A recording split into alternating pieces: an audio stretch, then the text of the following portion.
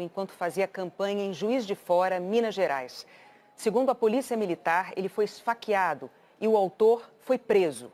Segundo o filho do candidato, Flávio Bolsonaro, o ferimento foi superficial. O outro filho, Eduardo, disse que o pai está fora de risco de morte.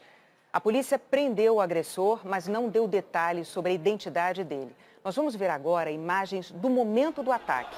Você vê as fontes graduadas do hospital que ele passou por uma cirurgia de quase 4 horas, concluída pouco antes das 8 da noite. Havia uma previsão de que as informações oficiais sobre essa cirurgia seriam divulgadas às 8h30 da noite, no horário em Juiz de Fora e, portanto, horário de Brasília. Mas, como eu disse, o Jornal Nacional conseguiu informações preliminares com 2 fontes graduadas do hospital sobre os procedimentos a que Bolsonaro foi submetido. Ele passou por uma laparotomia exploradora. É um procedimento em que o abdômen é aberto para que os cirurgiões procurem e corrijam lesões. Segundo as nossas fontes, a cirurgia revelou que a faca transfixou o intestino grosso. Esse rompimento foi costurado e resolvido. Ainda segundo as mesmas fontes, 3 lesões no intestino delgado também foram tratadas. E a facada também atingiu a artéria mesentérica, responsável pela irrigação de órgãos do sistema digestivo. Segundo o JN apurou, essa lesão na artéria provocou uma forte hemorragia, que os médicos também conseguiram conter. Eles disseram que, depois disso, o deputado não apresentou mais sangramento ativo. A facada atingiu um ramo da artéria mesentérica e, por causa dessa hemorragia, Bolsonaro teve que receber 2 bolsas de sangue em transfusão. Segundo o Jornal Nacional apurou, o quadro de Jair Bolsonaro é estável e fora de risco agudo e imediato. A hipótese de ter havido uma lesão no fígado foi descartada, segundo estas fontes. Veemência o atentado contra Jair Bolsonaro. A política deve ser feita com diálogo e convencimento. Jamais com ódio. Todo ato de violência é deplorável. Trago aqui meu abraço e meu sentimento de que ele se recupere imediatamente com muita saúde. Qualquer ato de violência deve ser banido da linguagem da política. A democracia não aceita isso. É preciso que, para além da minha solidariedade humana, pessoal, ao meu ilustre opositor, o deputado Jair Bolsonaro, que as autoridades sejam rápidas, eficazes e exemplares na identificação dos responsáveis e na sua punição exemplar. Toda e qualquer forma de violência é inaceitável. A violência como expressão política é um duplo atentado. Atentado à integridade física do candidato e atentado à nossa democracia. A minha solidariedade com os familiares e com o próprio candidato e que a gente não faça qualquer estímulo à violência como forma de manifestação política. Esse atentado deve ser investigado com todo rigor e punido com todo rigor.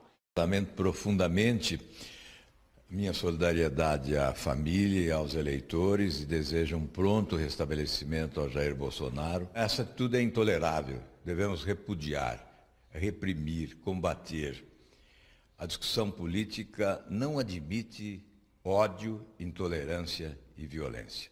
A gente está num ambiente democrático, a gente deve discutir ideias, posicionamentos, visões de mundo diferentes, mas nunca ter esse tipo de violência. Então, acho que esse é um alerta para a gente fazer para a sociedade brasileira. Estamos aí num período eleitoral que esse tipo de ato não pode ser algo inaceitável por qualquer pessoa, né? Eu soube agora, é um acontecimento lamentável. A violência não se justifica. Não é possível que o ódio substitua o debate político. Por mais que existam divergências, nós não vamos resolver nenhuma divergência com facada nem com agressão. Esta agressão, na verdade, muito mais do que a agressão a um candidato a presidente da República, foi uma agressão ao Estado de Direito, ao Estado democrático de direito, né? E uma agressão vil, covarde à democracia. Nós que conhecemos muito bem o sofrimento de longos anos de exílio, repudiamos qualquer tipo de atentado, qualquer tipo de violência e esperamos que as autoridades apurem o mais rapidamente possível a origem e tudo isso que aconteceu com o candidato Bolsonaro.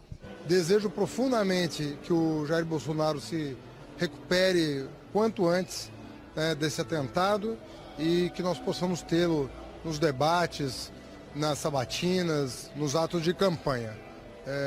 Estendo os meus cumprimentos à família, me colocando também à disposição pessoalmente e enquanto membro do Partido dos Trabalhadores. Em nota, o candidato do MDB, Henrique Meirelles, lamentou todo e qualquer tipo de violência. Disse que o Brasil precisa encontrar o equilíbrio e o caminho da paz e que deseja o pronto restabelecimento de Jair Bolsonaro. Nós procuramos a assessoria do candidato do Patriota, Cabo Daciolo, mas não tivemos retorno. Cava Jair Bolsonaro e políticos em geral nas redes sociais. Adélio Bispo de Oliveira nasceu em Montes Claros, no norte de Minas Gerais. Tem 40 anos e mora em Juiz de Fora. A polícia fez buscas na casa da família dele, em Montes Claros, hoje à tarde. Adélio tem um registro na polícia por lesão corporal em 2013. Uma sobrinha que preferiu não se identificar explicou que foi um desentendimento com um parente. Em questão assim de ele arrumar lá a porta foi porque eles trocaram a chave, porque tinha quebrado o segredo. Ele veio quebrar a porta para entrar, porque ele tinha as coisas dele guardadas aí. Aí eles entraram em corporal, foi chamada a polícia para estar resolvendo a situação e por isso teve o boletim. A sobrinha contou que não via o tio há mais de 3 anos, que ele criticava a situação do país, mas que não era agressivo. Ele era bem assim, descontente com a situação do país.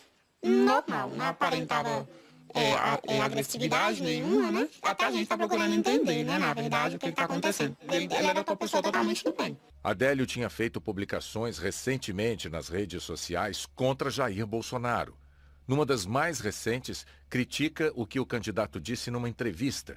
Ele escreveu: "Dá nojo só de ouvir". Em outra, a crítica é a eleitores de Jair Bolsonaro. Em maio, Adélio publicou fotos do que parece ser uma manifestação criticando políticos em geral.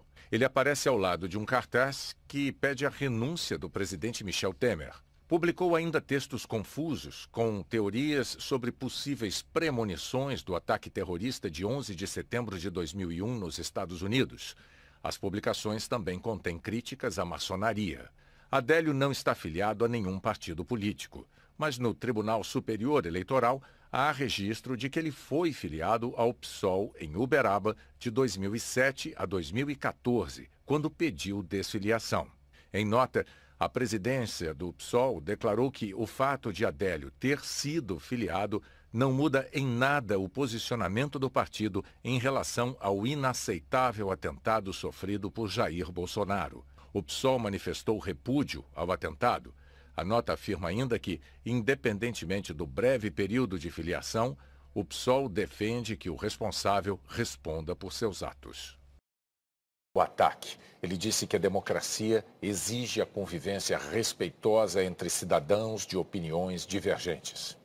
Um ataque pessoal, né, um candidato a presidente que lidera as pesquisas, é uma coisa que choca todos nós, é repugnante. Espero o pronto restabelecimento do deputado Bolsonaro, né, a nossa solidariedade à sua família, com a certeza que nós vivemos num país que os contraditórios se respeitam, né? As divergências são respeitadas. A gente não pode aceitar de forma nenhuma que um irresponsável, um agressor dessa forma saia ileso disso. A punição tem que ser dura para que todos nós tenhamos a tranquilidade de que nós vamos ter um processo eleitoral com a participação do Bolsonaro e todos os outros candidatos e que as urnas é que vão revelar qual é o caminho que o Brasil quer para o seu futuro.